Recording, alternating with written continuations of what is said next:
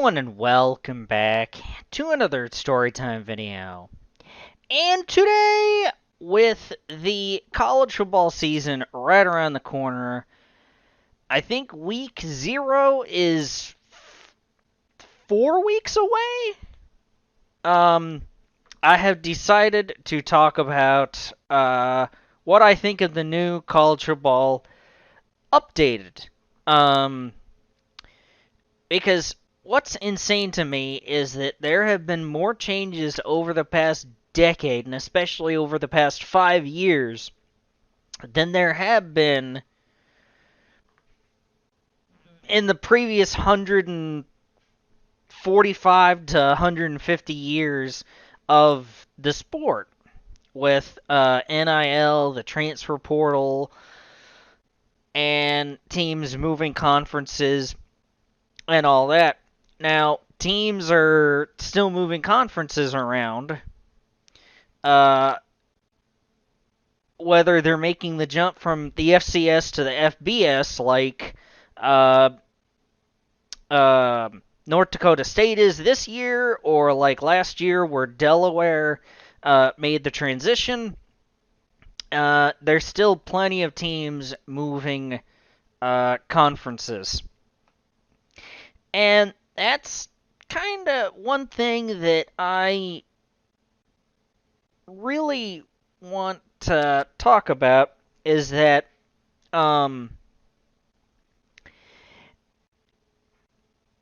have heard some chatter earlier this summer, or possibly even the late spring, early summer, late spring, where I think it was Kirby Smart said it in particular, where maybe the SEC needs to do its own thing. And I disagree. I am a South Carolina fan. I make no secret about it. I don't need to mention it that often on this channel, but I am a South Carolina fan. So I'm a fan of an SEC team.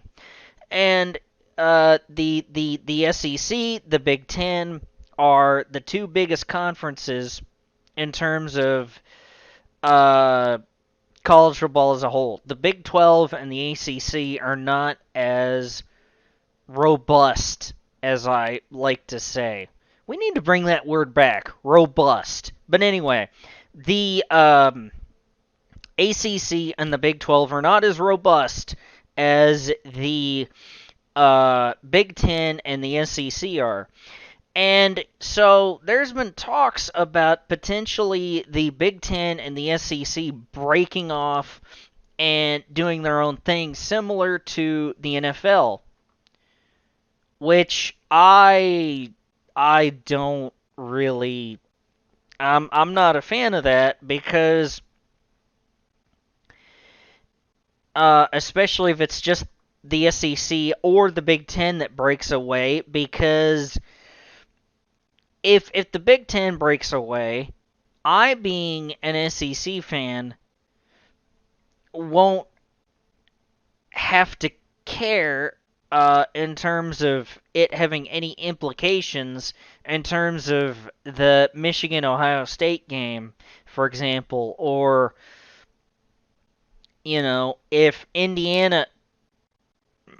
Well, that Indiana-Ohio State game that is sure to be one of the biggest games that helps determine who wins the Big Ten. It's like, from an SEC perspective, I won't care, because it doesn't impact even what team South Carolina would even play in a bowl game. And I have watched South Carolina over the course of my life play so many Big Ten teams in bowl games. A couple of years ago, we saw them play Illinois. I've watched South Carolina play Ohio State a couple of times. I've watched them play Michigan a couple of times. I've watched them play Iowa and get bullied in that game, by the way. I remember Iowa bullying the crap out of South Carolina in that, I think 2009. I think it was the Outback Bowl. Um, but yeah, the Capital One Bowl and the Outback Bowl. Uh, so many memories of just South Carolina versus Big Ten teams. And then there's Wisconsin that I remember them playing 1 or 2 years. But yeah, it's like even for bowl games, I won't have to care in that respect. As a college football fan, I will care uh, who wins between Ohio State and Indiana. Um, for example, but uh, from my team's perspective, it doesn't matter. And if the SEC breaks away, take everything I just said and apply it to that, as well as the Big 12 and the ACC. Like, I will not care uh, who wins between Miami and, well, Notre Dame's not in the ACC. I'm trying to think of the other top-notch ACC programs. Because freaking Duke won it with a 7-5 record. Jeez. Anyway, so it's like between in the Big 12, it's pretty much, there's no dominant team there, but there are several teams that can win it. So there's no, I guess, Texas Tech and do they play Houston? I don't know. But anyway, there won't be any matchup in the Big 12 that helps determine who South Carolina might play in a bowl game. If the SEC breaks off. So I mean, I am not opposed to change. Back when the players weren't getting paid, I wanted the players to get paid. So I'm not opposed to change. And I wouldn't even be I'm not opposed to most of these teams changing conferences or moving up a level. Now, if it doesn't make any sense on a geographical standpoint, like Stanford and Cal in the ACC, then, that doesn't make any sense. Hey, Atlantic Coast Conference, change your name to the All Coast Conference. Because clearly that's what you want. You want the All Coast Conference. Change your name to the All Coast Conference, by the way. Now that I'm talking about Stanford and Cal in the ACC. The Atlantic Coast Conference. I think I made a bit of a big deal about it a couple of years ago, but I'm doing it again. Anyway. So, I certainly don't want that to happen where anybody breaks off. Now, I think the NCAA still has some teeth. I thought they were just basically toothless, but the Brendan Sorsby situation kind of showed me otherwise. Either that or it was just the Big 12 conference that decided all that. Think it might have been the Big 12 that decided all that. But anyway, so the NCAA are basically toothless, which makes me worried that some of these conferences, in particular the Big Ten and the SEC, I was about to say the ACC, in particular the Big Ten and the SEC will take matters into their own hands, whether it's trying to break off from the rest of the other three, or if they go together, the other two power conferences, or trying to determine who gets more playoff spots. Because it's like, yes, it is true that those two conferences are the dominant conferences at the moment. And this is just the way it is with any sport, especially when you have divisions within conferences, where one conference or division is not always dominant. If you I remember back when the Big 12 was seen as the dominant conference, with Nebraska and Colorado and Oklahoma and Texas, and for a little bit of time Missouri. I mean, that was the dominant conference, especially in the early 2000s. But you could make a case for them being the dominant conference in the late 2000s, and in the late 2000s, the ACC was seen as not as weak as it is now. So, my point is, unless we constantly want to revisit and try to guess how many conferences get playoff spots every single year,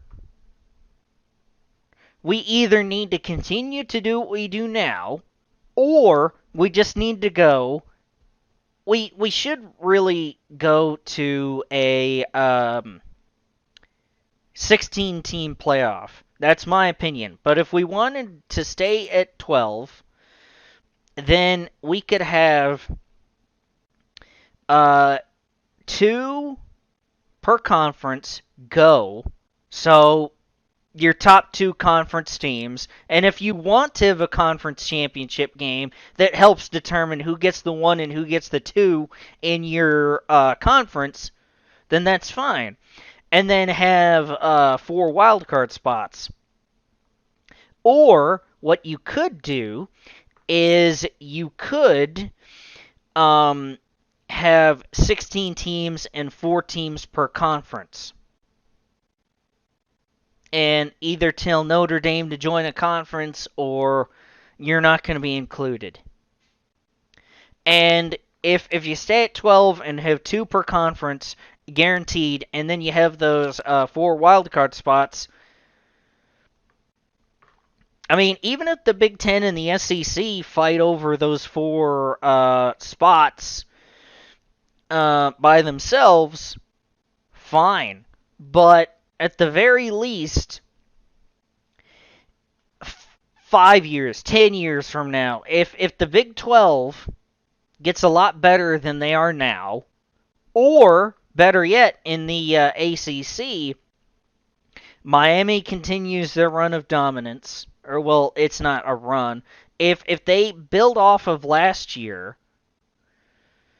and Florida State ever goes back to their winning ways that they had a decade and a half ago, then and Clemson becomes good again, which would be disgusting to me as a Carolina fan, as a South Carolina fan, but I mean, the ACC could snag a wild card spot. But anyway, point being is that I don't I just don't want the SEC and the Big Ten to really break off, and that's what I kind of think about the playoff right now. Is Not necessarily the two per conference. The way that it is fine. Because if people want to cry and complain, and I'll use this as an example, but I know a bunch of South Carolina fans, not myself, but a bunch of South Carolina fans were crying and complaining at the end of 2024, saying that they should have gotten in. I fully expected South Carolina to be left out. With 3 losses, because the committee kept ranking them outside the top 12. And then Clemson won the ACC, and you couldn't leave them out because they were a conference champion. So, and you had to leave SMU in. That was, what, their second loss, the ACC championship game?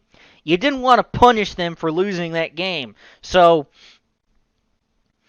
even if you could let one of those 9-3 teams in, it would have been Ole Miss.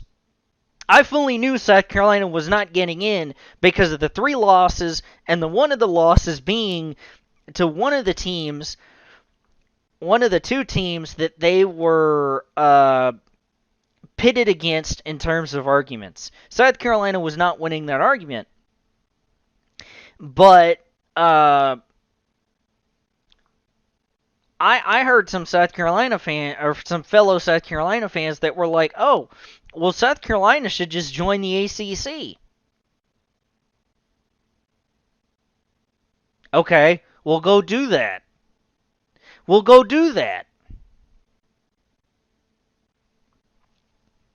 I mean, money won't be as good and all of that.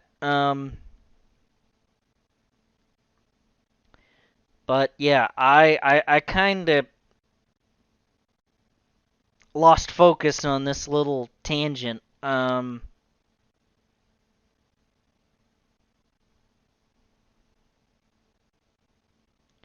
But yeah,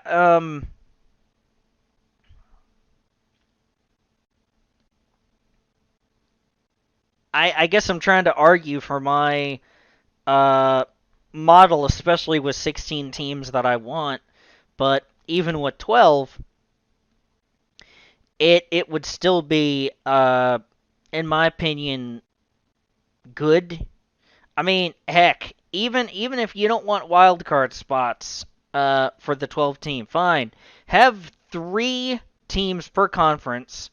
Have Notre Dame join the ACC in football, and see if they can make the playoff that way. But I do think that we will inevitably go to 16 teams. Oh yeah, I was talking about the SEC and the Big Ten wanting power. Yeah, they want to influence the playoff and how it goes. I think it was the SEC that wants 16 teams, and the Big Ten that wants 24. I don't know why we need to make such a drastic jump from 12 to 24. I get that 12 to 24 is a bigger jump than the jump from 4 to 12, because the jump from 4 to 12 is 150%, or it's 200%, while the jump from 12 to 24 is only 200%. Yeah, so it's a 300% jump from 4 to 12, but it's a 200% jump from 12 to 24. Can you tell me in any given year that there were 24 teams that were worthy of winning a national title?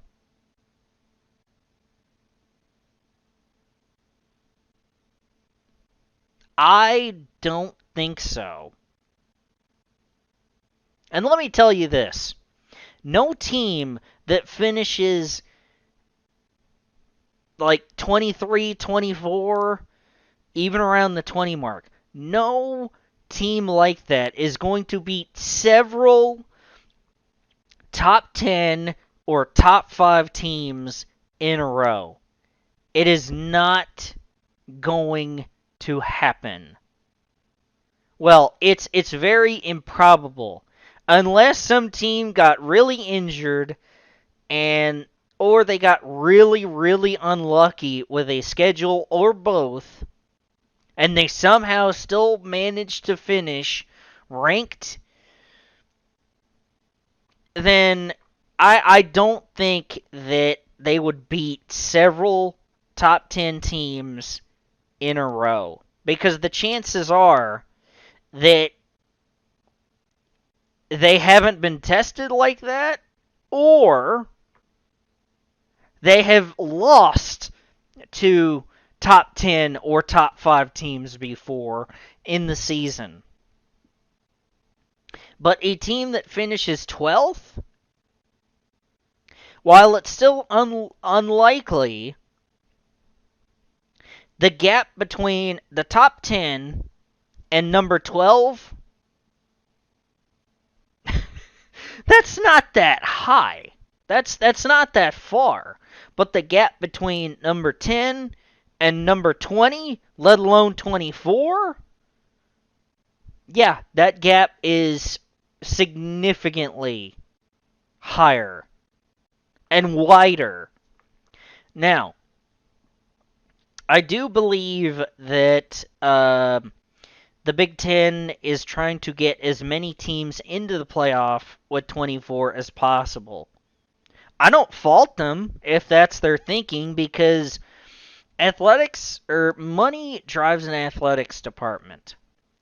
And the more teams that you get in a conference into the playoffs, or the more teams that are in a conference that go to the playoff, the more money that conference gets. So, if the Big Ten gets 5 teams, which would be unheard of, but if they ever get 5 teams in a 12-team playoff as opposed to 4 or 3, the Big Ten would get more revenue because of the 5 teams versus 4 or 3. Heck, they'd get more revenue with 4 teams than 3, and so on and so forth. So I really think that that's why the Big Ten is trying to get 24 teams. And I think part of the reason why the other conferences, the ACC and the Big 12, are on board with that is because they realize that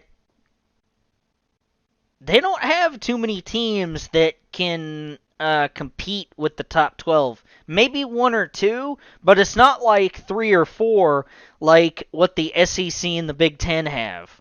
But when you expand it out to the top 25, yeah, I kind of think those conferences have a better chance. Like Duke last year, like I said, won the ACC at 7-5.